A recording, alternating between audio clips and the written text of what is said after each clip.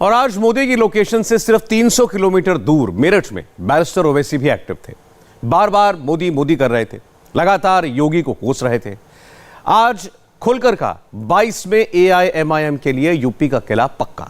इसके लिए ओवैसी ने औरंगजेब का भी जिक्र किया, शिवाजी का भी नाम लिया। यूपी में अगले 2 हफ्ते खूब ओवैसी ओवैसी होगा, जबरदस्त माहौल बनेगा क्योंकि प्लान रेडी है। मुस्लिम इलाकों में चौक चौराहों पर सबके मोबाइल पर भाईजान की टीम के अलग अलग वीडियो पहुंचने लगे हैं। कौन क्या कह रहा है, कैसे बहका रहा है, भड़का रहा है, ऑडियो और वीडियो सबूत के साथ देखिए पूरी रिपोर्ट। नरेंद्र मोदी जी मेरठ शहर में ट्रैफिक का प्रॉब्लम हल नहीं कर सके, वो गंगा एक्सप्रेसवे बनाएंगे। गंगा एक्सप्रेसवे बनाएंगे, कितना लंबा लंबा छोड़ते हैं और फिर ये यहां फेंकू है, मालूम मुझे बोलने की जरूरत नहीं है। सब कर सकते मगर मोदी जी बोले शादी नहीं कर सकते। हाय मोदी जी, लड़की को भी मालूम, लड़के को भी मालूम, दोनों को मालूम, मगर मोदी जी बोले शादी 21 में ही करना। मोदी जी आप अंकल कब से बन गए हम लोगों के? भाईजान आज फुल फॉर्म में थे, नॉन स्टॉप मोदी मोदी भी कर रहे थे, अंकल अंकल वाली स्क्रिप्ट भी पढ़ रहे थे, मोदी को भी कोस रहे थे, खुद को भी ताना मार रहे थे। आप देखते होंगे कि किसी महल्ले में अंकल होता है, अंकल का काम कुछ नहीं होता, बैठे रहते खाली, चाय ला गरम मारे चाय मारे। अंकल बोलते वहां क्यों जा रहे तुम? अंकल हर चीज पूछते, क्या खाए, क्या पहना आज, इतनी रात देर से क्यों आए। अब ये अंकल कह रहे हैं कि शादी भी कब करना। अब ये पूरे बीजेपी के लोग अब शुरू हो जाएंगे टीवी पर 6 बजे से देखना। आप हमारा भड़काऊ भाषण अब हो गया, अब बोलेंगे ओवैसी महिलाओं के, औरतों पर जुल्म करता है। ओवैसी महिलाओं के खिलाफ है, मैं महिलाओं के खिलाफ नहीं हूं। अगर हमारे घर का हाल आपको मालूम होता तो आप ये बात नहीं करते। हम यहां पर भड़काऊ भाषण दे सकते, घर में गए तो गूंगे हो जाते हैं अपने सामने, उनके सामने।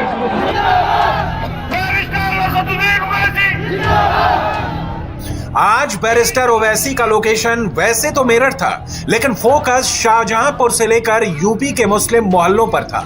मोदी ने गंगा एक्सप्रेसवे की नींव रखी, इस बात से भाईजान को मिर्ची लग गई। नरेंद्र मोदी जी मेरठ शहर में ट्रैफिक का प्रॉब्लम हल नहीं कर सके, वो गंगा एक्सप्रेसवे बनाएंगे। गंगा एक्सप्रेसवे बनाएंगे, कितना लंबा लंबा छोड़ते हैं। बिजली बम्बा बाईपास मेरठ का मोदी जी कब से बन रहा है? अखिलेश के जमाने से चल रहा है, वो मुकम्मल है। हुआ मोदी जी बोले गंगा एक्सप्रेसवे बना दूंगा। जो मोदी के भक्त हैं, जो दिन रात मोदी मोदी करते हैं, मैं उनसे मुखातिब हूं, आपसे नहीं हूं। मैं उनको कह रहा हूं, शायद उनके कान में अगर मेरी बात पहुंच जाए तो उनके दिमाग के जाले साफ हो जाएंगे। और फिर खाना महंगा, तेल महंगा और आमदनी कुछ नहीं है, मगर मोदी जी क्या करें, मैं गंगा एक्सप्रेसवे बना दूंगा, पिछले 1000 करोड़ लगा दूंगा। यूपी में भाईजान का नेक्स्ट राउंड शुरू हो चुका है। मेरठ में पहला ट्रेलर दिखा है, माहौल बनने लगा है, वीडियो घूमने लगे हैं, यूपी से महाराष्ट्र तक डायलॉग सुनाई देने लगे हैं। जबरदस्त मोदी योगी हो रहा है, खुल्लम खुल्ला हो रहा है। पहले तो हम किसी को छेड़ते नहीं और फिर कोई छेड़ता है तो उसको छोड़ते हैं। छेड़ ही दिया है, लो फिर नहीं होता। वही मोदी जी है जो आज सालार मसूद गाजी को योगी जी और मोदी जी गालियां दे रहे हैं, लुटेरा कह रहे हैं। इस सरकार को उखाड़ के फेंकना होगा, हिंदू मुसलमान से ऊपर उठ के सोचना होगा। ये कौन लोग हैं जो बीजेपी से डर रहे हैं? ये कौन लोग हैं जो नरेंद्र मोदी से डर रहे हैं? ये कौन लोग हैं जो भाजपा से डर रहे हैं? क्योंकि मेरी तालीम तो ये है कि डरो और खौफ से अल्लाह से, तो बीजेपी से डरने वाले कौन आ गए हैं?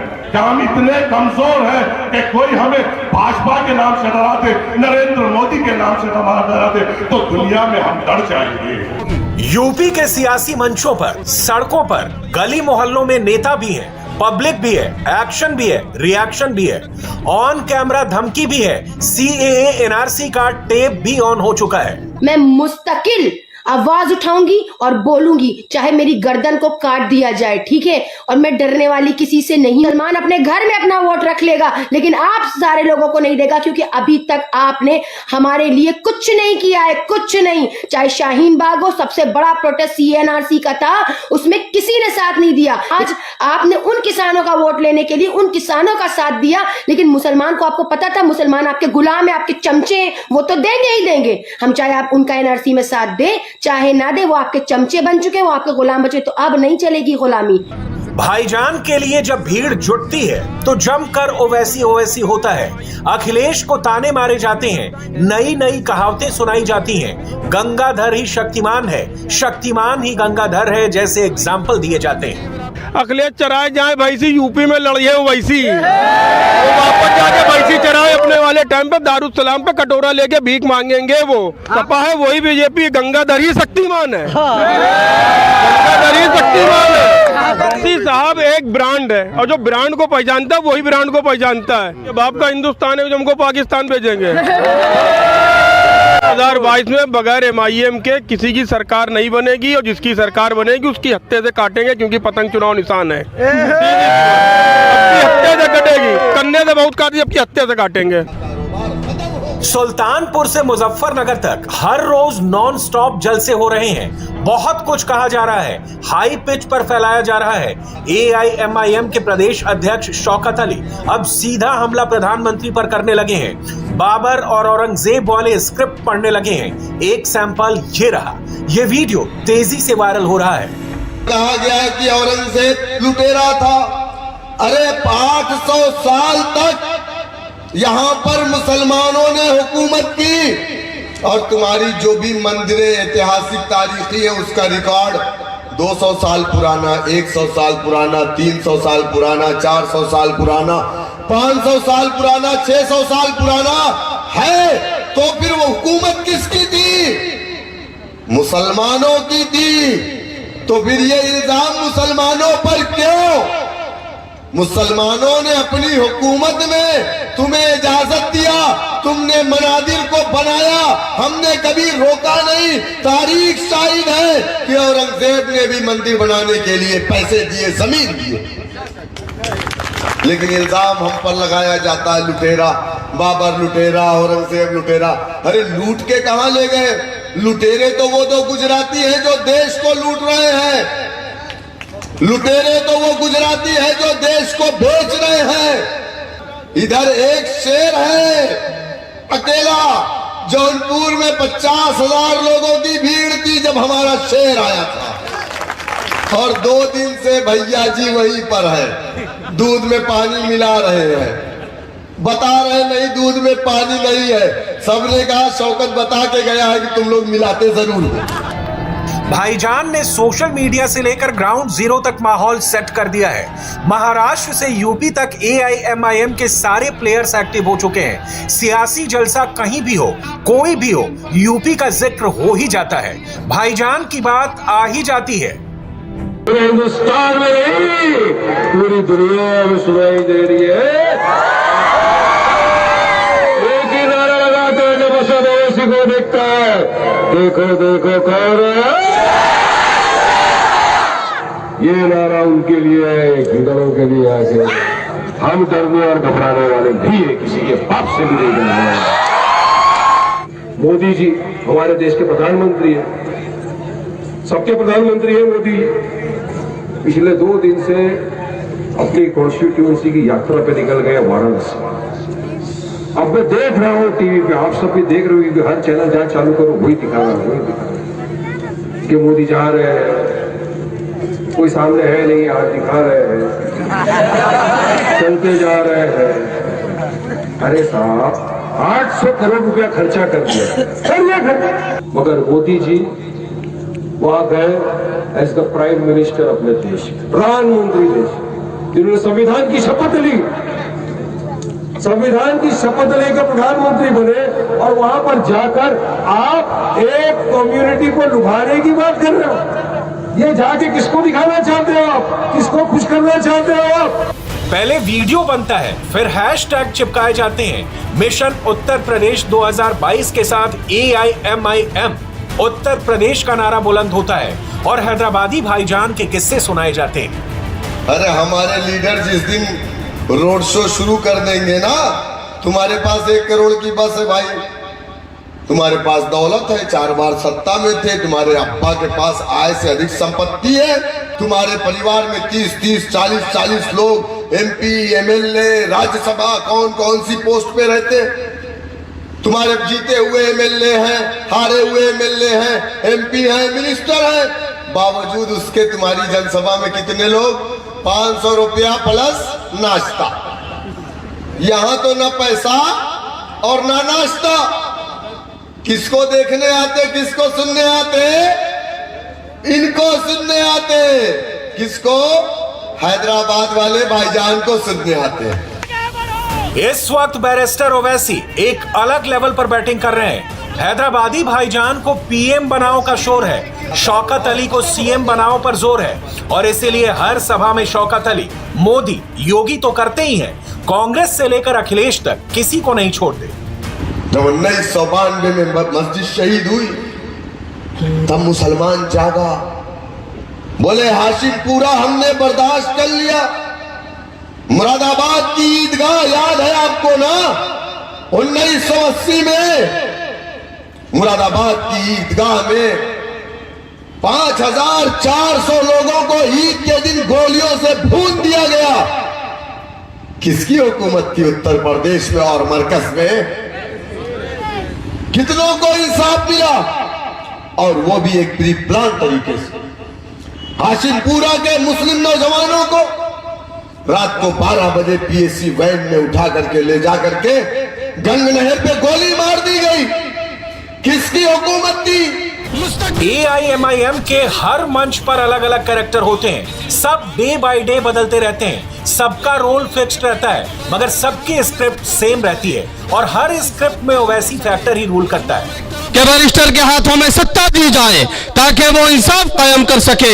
मजलूम एक तरफ हो, जालिम एक तरफ हो, जालिम से कुर्सी को उतार के फेंक दिया जाए और मजलूम को कुर्सी दी जाए। और याद रखिएगा, जिसको आप जिताते चले आ रहे हैं, वो सपाई हो या बसपाई हो, याद रखिएगा, अगर आपने फिर से उनका साथ देना नहीं छोड़ा तो आपका फ्यूचर बेच देंगे, मुस्तकबिल बेच देंगे, भविष्य बेच देंगे। उत्तर प्रदेश के वासियों, अगर तुम्हें फ्यूचर चाहिए, मुस्तकबिल चाहिए, अच्छी जिंदगी चाहिए, अच्छा भविष्य चाहिए, तो मजलिस के झंडे के नीचे आओ, मजलिस के बैनर के नीचे आओ, जिसके लिए हुकूमत का पैसा सुअर के गोश्त की तरह, सूद की तरह, शराब की तरह हराम है।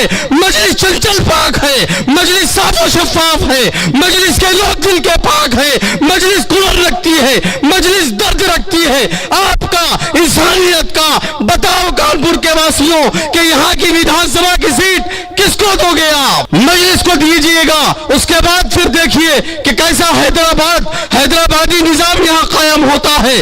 हम आपसे कुछ और लेने नहीं आए, सिर्फ एक वोट की तलबगार, सिर्फ एक वोट चाहिए आपका। भाईजान के स्पेशल इनविटेशन पर हैदराबाद के स्टार परफॉर्मेंस भी इन दिनों यूपी में डेरा जमाए बैठे हैं। एक नाम माजिद हुसैन का है। हर रोज इनके छोटे छोटे वीडियो वायरल होते हैं। ये कभी मोदी को घेरते हैं तो कभी अखिलेश करते हैं। मायावती, प्रियंका से लेकर सोनिया गांधी तक सबको टारगेट किया जाता है, और अंत में हर बार की तरह ओवैसी का ही नारा लगता है। मुसलमानों एक हो जाओ, एक बार हम ताकतवर होंगे, एक बार हम एकजुट होंगे तो ये दूसरे हमारे साथ आएंगे। कब तक हम इनके पीछे चलेंगे? वक्त आ गया कि हम एकजुट होते हुए दूसरों को साथ लेकर चले। हमें कहा जाता है मोदी के एजेंट है। शरीयत में जब दखल अंदाजी हुई, क्या अखिलेश उठकर हमारे लिए बात किए? कि मायावती उठकर हमारे लिए बात की? जुल्म और सितम हम पर किया गया, अखलाक को शहीद किया गया, जुनैद को शहीद किया गया, हर जगह हमारे लोगों को शहीद किया गया। क्या एक बार अखिलेश ने उठकर बात की, या प्रियंका गांधी के मम्मी सोनिया गांधी ने उठकर बात की, या आपकी और हमारी बहन जी मायावती ने बात की? किसी ने बात नहीं की। बात उसने की जो आपके दरमियान में कल आने वाला है, और वो नूरानी चेहरा, वो मर्द मुजाहिद बैरिस्टर तौसीफ अवैसी है। इस लिस्ट में एक नाम पवन राव अंबेडकर का भी है। जनाब AIMIM के यूपी स्टेट जनरल सेक्रेटरी हैं। जहां पहुंचते हैं गोलियों और गालियों की बात करते हैं, और चुनावी सीजन में ऐसे वीडियो हर मुस्लिम मोहल्ले में रफ्तार पकड़ लेते हैं। पिछले 70 सालों से आपने अलग अलग पार्टियों को जिताया और सत्ता में पहुंचाया। आपने कांग्रेस को वोट दिया, कांग्रेस के लोगों को सत्ता तक पहुंचाने का काम किया, तो आपको क्या मिला? आपको गोलियां मिली, आपके ऊपर जुल्म ज्यादतियां मिली। आपने 2012 में मुलायम सिंह यादव को चुना। इस उत्तर प्रदेश में मुलायम सिंह यादव ने अपने बेटे को बनाया। क्या वो किसी मुसलमान को भी तो बना सकते थे, लेकिन उन्होंने अपने बेटे को चुना, और ये दिखाता है कि आपकी क़यादत को वो स्वीकार नहीं करते हैं। तो अब हमारी क्या जिम्मेदारी है? हम उनको जवाब देने आए हैं। अब उनको ये कहने आए हैं, हमें लाल टोपी की बात नहीं, हम हरे परचम की बात करने आए हैं, और आसमान में पतंग उड़ाने की बात करने आए हैं। अब हम साइकिल नहीं चलाएंगे, अब हम हाथी पर नहीं बैठेंगे। अब मैं अपनी बात कहूं, आपके दर्द को सबसे बेहतर हम समझते हैं। अब आपकी मुलाकात इन महाशय से कराते हैं। इनका नाम है शब्बीर खान। ये अपने जलसे की शुरुआत सीधे हिंदू मुस्लिम से करते हैं और डायरेक्ट मॉब लिंचिंग वाली लाइन लेंथ पकड़ लेते हैं। हिंदू मुसलमान चुनाव आ रहा है, अभी चुनाव आते ही हिंदू खतरे में आ जाएंगे, और मुस्लिम एकजुट हो जाएंगे और हिंदू एकजुट हो जाएंगे। हमारे देश में हुकूमत करने वाले हुक्मरान क्या कर रहे हैं?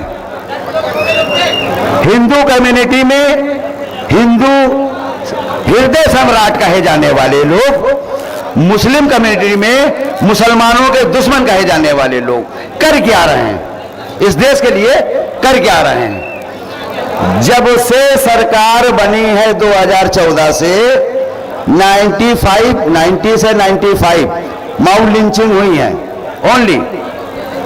लेकिन इसके वरक मैं आपको एक तस्वीर दिखाना चाहता हूं। नोटबंदी में 150 लोग मरे हैं, 150 लोग। कितने मुसलमान मरे हैं उसमें? हिंदू हृदय सम्राट कहने वालों, हमें बताओ कि 150 माउथ लिंचिंग में कितने हिंदू मरे, कितने मुसलमान मरे? मुसलमानों की संख्या उसमें 2 से 3 होगी, इससे ज्यादा नहीं होगी। उसके बाद अनप्लान्ड लॉकडाउन, अनप्लान्ड जो तरीका था वो तरीका नहीं इस्तेमाल किया गया, और दसियों नहीं 50 हजार लोग मरे उसमें, 50 हजार लोग। हिंदू हृदय सम्राट कहने वालों, बताओ कौन मरे हैं वो? 2014 से इनकी गिनती शुरू होती है, फिर अचानक ये मुगलों तक पहुंच जाते हैं और हिंदू हृदय सम्राट वाला ताना मारते हुए इनकी सियासी स्पीच बिना फुल स्टॉप और कॉमा के इंडिया चाइना बॉर्डर पर चली जाती है। उससे इस मुल्क में अंग्रेज आए, उससे पहले मुगल आए, 800 साल मुगलों ने राज किया, उसके बाद 200 साल अंग्रेजों ने राज किया, उसके बाद 200 साल अंग्रेजों ने राज किया।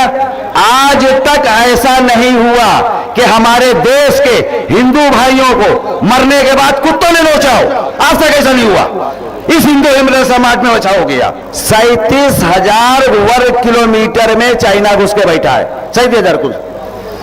जो लोग 50-20 लोग मिल करके एक आदमी को मार देते हैं, मैं उनको दावत दे रहा हूं, आरएसएस, विश्व हिंदू परिषद, मैं इस मंच से, मजलिस के मंच से दावत दे रहा हूं उनको कि वो आए, मैं आगे चलूंगा, मेरे साथ चले चाइना बॉर्डर पे, और उन 20 फौजियों का बदला लिया जाए उनसे। आओ माँ का दूध पियाओ तो चलो मेरे साथ, मैं सबसे आगे चलूंगा। देशभक्ति का नारा लगाते हो, आओ यहां दिखाओ देशभक्ति, यहां दिखाओ देशभक्ति। जनाब मंच पर कुछ और कहते हैं और बंद कमरे में कोई और कहानी पढ़ते हैं। पहले मुस्लिम वोटर को फ्यूचर का खौफ दिखाते हैं, फिर CAA NRC वाली लाइन पकड़ते हैं। 2 अलग अलग सैंपल देखिए। जो हमें काम करना चाहिए था आज से 30 साल पहले, जो काम हमें आज से 30 साल पहले करना चाहिए था। अब उसकी गफलत की वजह हम ये भी मान सकते हैं कि ये रही हो कि ऐसे हालात नहीं थे देश के। 30 साल पहले जो हालात आज हैं वो 30 साल पहले नहीं रहे थे। इसलिए हमसे ये भूल, ये चूक हुई हमसे। हमको एक प्लेटफॉर्म बना के रखना चाहिए था। संसद में, विधानसभा में हमारी मौजूदगी दर्ज होनी चाहिए थी, वो नहीं हुई, वो नहीं हुई। लेकिन जब से जाग जाओ तब से सवेरा। हम आज अगर जाग जाएंगे तो हम अपने आने वाली नस्लों को कुछ दे के जाएंगे। लिंचिंग हो गई, आराम से बैठे रहे। बस्ती में आग लग गई, आराम से बैठे रहे। और जैसे ही एनआरसी का मुद्दा आया, पूरे हिंदुस्तान में शाहीन बाग लग गए, इसलिए कि वहां मामला हमारे ऊपर आ गया था, अपनी जात पे। अभी तो ये मारा जा रहा, मैं सेफ हूं। अभी तो वहां बस्ती जली है, मेरा मुल्क सेफ, मेरा शहर सेफ है। लेकिन जब मामला एनआरसी पे आया, गलत तो नहीं कह रहा हूं मैं, मेरी बात गलत तो नहीं है, जैसे ही एनआरसी का मुद्दा आया तो मेरा भी घर खतरे में आ गया, मेरा घर खतरे में आ गया। मुझको कहां से देना पड़ेगा कागज? मैं भी पाकिस्तानी हो जाऊंगा, बांग्लादेशी हो जाऊंगा। शाहीन बाग बनने लगे। तो अपना नहीं, हमें पूरी कौम के बारे में सोचना होगा। चलिए वापस भाईजान के मंच पर आते हैं और इस किरदार की बातें आपको सुनाते हैं। इनकी शुरुआत चुनाव से होती है। स्पीच देते देते ये ओवैसी की एंट्री कराते हैं और फिर सीधे आजम खान पर पहुंच जाते हैं। मुर्गियों और बकरियों की कहानी सुनाकर चुपके से अखिलेश पर निशाना लगाते हैं। जब इलेक्शन आता है, चुनाव आता है, तब वो हमारे घर दरवाजे की कुंडियां खटखटाते हैं और वो हमको अपना भाई बनाते हैं, हमको अपने साथ में पीछे पीछे घुमाते हैं, हमसे दरी बिछवाते हैं। लेकिन जैसे ही चुनाव खत्म होता है, पहचानने से इनकार कर देते हैं। इस वक्त दौरे हालात में बैरिस्टर असदुद्दीन अवैसी से बेहतर और अच्छा लीडर हो ही नहीं सकता। जो कौम की मिल्लत असदुद्दीन अवैसी के अंदर है, वो किसी के अंदर नहीं। हमने बहुत से मुस्लिम लीडर देखे, हमने आजम खान को देखा, हमने मुख्तार अंसारी को देखा, हमने और बहुत से लीडरों को देखा, लेकिन उनका हाल आप देख लीजिए। आज आजम खान साहब जेल में हैं, उनके लिए कोई समाजवादी का आवाज उठाने वाला नहीं है, उनके लिए एक धरना प्रदर्शन करने वाला नहीं, क्योंकि वो खान है, वो मुसलमान है, उनके लिए कोई नहीं आवाज उठाएगा। और वही करीब में एक यादव की मर्डर हो जाता है तो अखिलेश यादव पूरा लखनऊ जाम कर देते हैं। मैं पूछता हूँ अखिलेश यादव साहब, आप आजम खान के लिए क्यों नहीं आवाज उठाते? सिर्फ उनके ऊपर यही ना इल्जाम है कि वो मुर्गियां चुराए हैं, वो बकरियां चुराए हैं। ये इल्जाम लगा करके मुसलमानों को जेल में डाल दिया गया। ओवैसी के चुनावी मंचों से ऐसी तकरीरें होती हैं, तभी तो पब्लिक भाईजान भाईजान करती है और दावा करती है कि अब की बार यूपी में बैरिस्टर ओवैसी ही बनाएंगे सरकार। आप औरंगाबाद के अंदर जाके देख जाइए, हम वहाँ 15% है, लेकिन मेयर भी हमारा वहाँ है, हमारा सांसद भी वहाँ है। तो हम चाहते हैं इसी तरह से हिंदुस्तान की और छोटी छोटी जो पार्टी हैं, जो लोग हैं, वो हमारे साथ जुड़ेंगे इंशाल्लाह। क्योंकि हम इंसाफ वाली पार्टी है, हम सबके साथ इंसाफ चाहते हैं, सबको अपने साथ जोड़ के लेके चलना चाहते हैं। इसलिए हमने IMI में अपना पूरा विश्वास कायम किया है। हमारे जो नौजवान ने इस बात की कसम खा ली है कि अब जिएंगे तो IMI के लिए जिएंगे, मरेंगे तो IMI के लिए मरेंगे। और इंशाल्लाह ओवैसी साहब की गाइडलाइन पर पूरी तरह से मेहनत करके हम इस पार्टी को परचम लहराएंगे। जिस दिन मुसलमान ने करवट ले ली पूरी तरह से, तो इंशाल्लाह हुकूमत हमारे बगल पर बना नहीं पाएगा। माहौल सिर्फ यूपी से नहीं बन रहा। महाराष्ट्र में वारिस पठान की रैली होती है, वहां भी मोदी के बनारस दौरे की बात होती है और लगे हाथों राहुल के हिंदू वाले बयान के बहाने बहकाया और भड़काया जाता है। परसों ही तुम्हारे सदर राहुल गांधी ने क्या कहा कि ये देश हिंदुओं का है। शर्म आनी चाहिए। 75 साल से मुसलमानों का वोट लेने वाला भी कहता है कि देश हिंदू का है। इससे बड़ी शर्मनाक कोई बात नहीं हो सकती। तो सुनिए राहुल गांधी, ये देश हिंदुओं का भी है, मुसलमानों का भी है, क्रिश्चियन भाइयों का भी है, दलित भाइयों का भी है, सिख भाई बहनों का भी है, तमाम लोगों का है जो हिंदुस्तान की सरजमीन और उस मिट्टी पर जन्मे हैं। इस देश पर राहुल गांधी, जितना अधिकार तुम्हारा है उतना ही अधिकार वारिस पठान का भी है। देश किसी के बाप की जागीर नहीं है।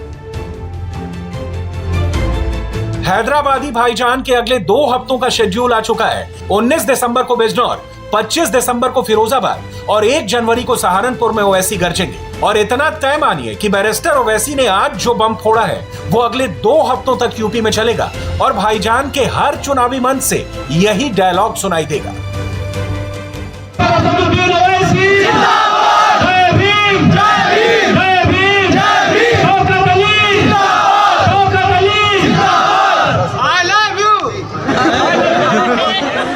इंडिया टीवी हर वक्त हर जगह डाउनलोड करने के लिए सर्च करें India TV news Google play store या ऐप स्टोर पर।